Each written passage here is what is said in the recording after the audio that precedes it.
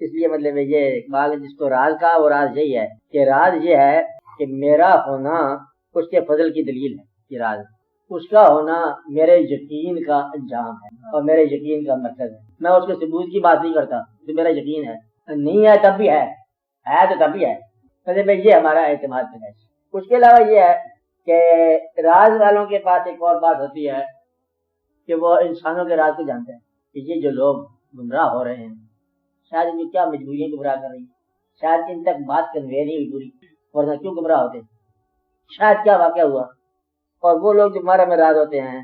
وہ راتوں کو جاگنے والے اور زمین اور آسمان کے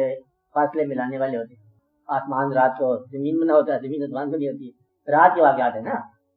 مطلب ان کی راتیں جاگتی رہتی ہیں، اور وہ لوگ جو ہے خاص ہوتے ہیں راز آشنا کہلاتے ہیں،